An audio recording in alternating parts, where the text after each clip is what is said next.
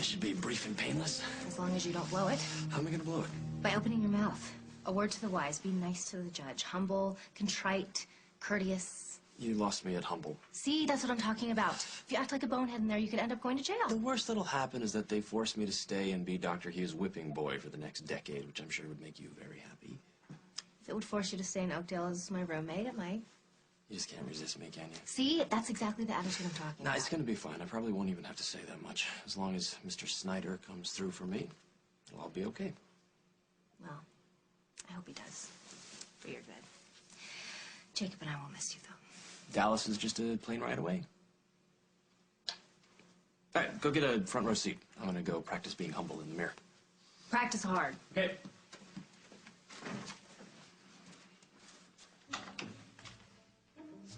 Henry, what are you doing here? I'm making sure that menace to society and to me gets what he deserves.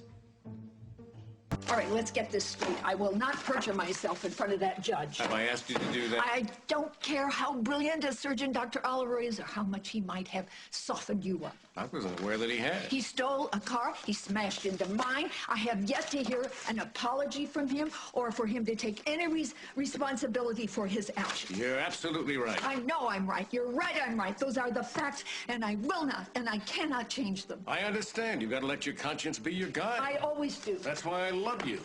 And that's why I know you'll do what's right for everyone involved. Oh, hell, let's get this over with. What do you really want me to say to the judge? What are you doing here, Henry? You have nothing to do with this case. Oh, I think it has everything to do with me. He is a danger to the public, and I am part of the public. Ergo... Stop it. You've had it in for Reid since the first day you met him, and I have no idea why. He's a slob.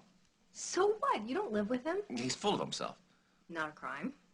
He had me quarantined for tuberculosis. A misdiagnosis. Oh, really? I didn't think the great doctor made those. Henry, stop it. Oh, I will not stop it, okay? He doesn't even deserve to practice medicine. Look what he did to me. He broke your finger? No, it's a sprain.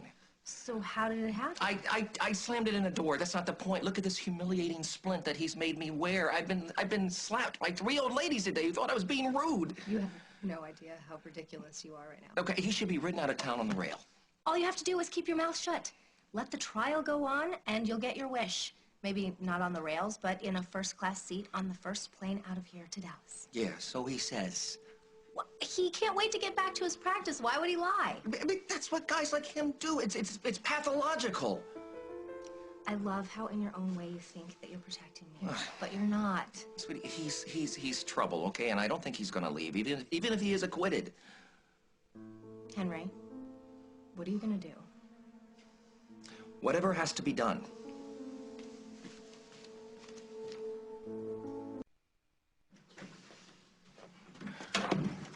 Good morning. Glad to see both of you here on time.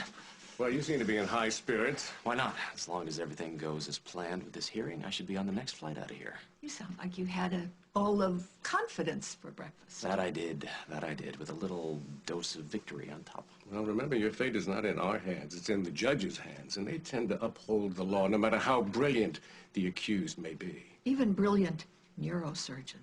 I suppose it doesn't matter to you both that I saved both of your lives during that whole wedding hostage fiasco. You'd still like to see me behind bars. Fine, okay, all right, do what you want.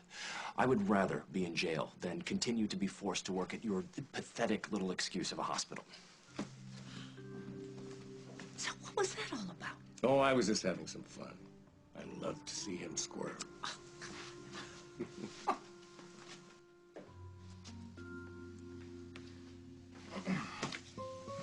Let's get things started, shall we? And so, as upsetting as it was, I do believe that the accident was just that, an accident.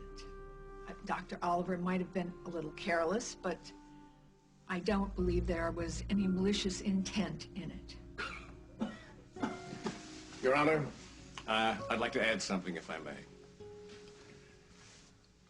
At a previous hearing, Dr. Oliver was remanded into my custody, and he spent that time with me at Memorial, working under my supervision. Here it comes. It is well known that he is one of the most highly thought of surgeons in his field.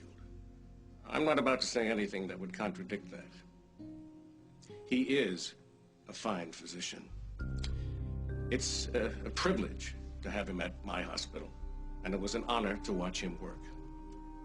But I have to admit that he can be obnoxious and overbearing. And criminal?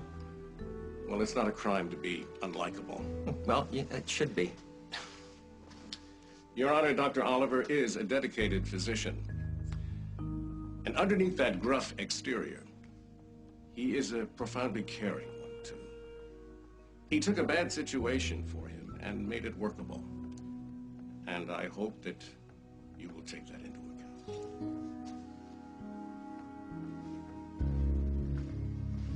I made a career studying the brain. I still don't understand human nature. Well, it's not always about the brain.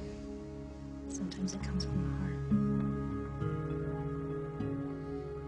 I swear to tell the truth, the whole truth, and nothing but the truth.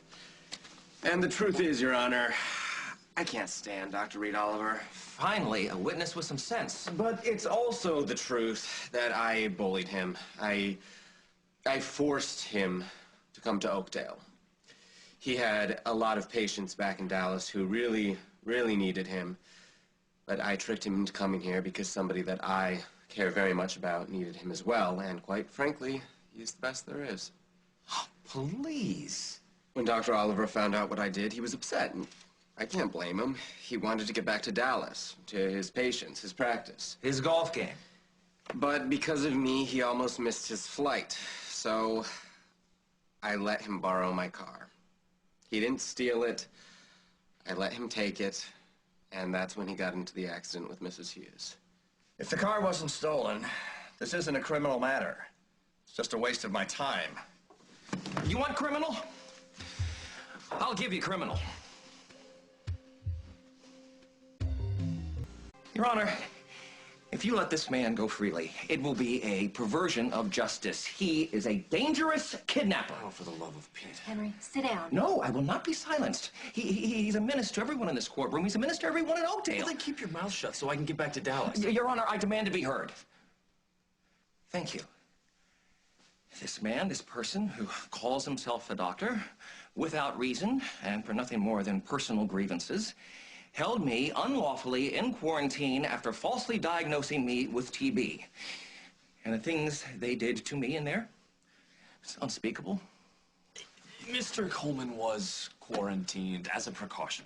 He displayed signs of the infection. We couldn't risk a serious infection being spread to the other patients. And as for the unspeakable things that were done to him, it amounted to nothing more than blood being drawn. May I point out, it was more blood than was necessary, and I wasn't even sick. I showed no signs of tuberculosis, but I was held against my will for hours simply because I tried to convince this guy to move out of my friend Katie Snyder's home. No, don't drag me into this. Bob, you want to straighten this out for me? Mr. Coleman is exaggerating, Your Honor, and quite a bit, I might add. Case dismissed.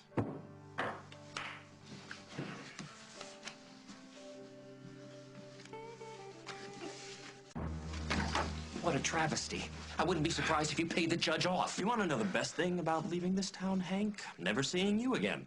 And don't bother waving goodbye. I wouldn't want you to hurt your finger. Mr. Snyder, thank you. I kept up my end of the bargain. Now you keep up yours. Getting all his sight back. You should be in prison. Don't worry, I'll be out of here just as soon as I wrap things up. What would it take to get you to change your mind? About what? Leaving town? I respect you a lot more than I dislike you. We could certainly use you at the hospital. Well, you're being generous, calling that place a hospital. We do the best we can. But you haven't answered my question. What would it take to keep you here? Well, let's see. How about a state-of-the-art neurosurgery unit, a ridiculously outrageous salary, and a title with the word genius in it? How's that grab you? You drive a hard bargain. That I do. Good luck, Dr. Hughes. I wish I could say it's been a pleasure. Oh, my God. The guy is so arrogant. Well, sometimes people are good enough that they can get away with that. You know, I wish I could offer him what he needs. Are you kidding me? I say good riddance. No, it wouldn't do us any good.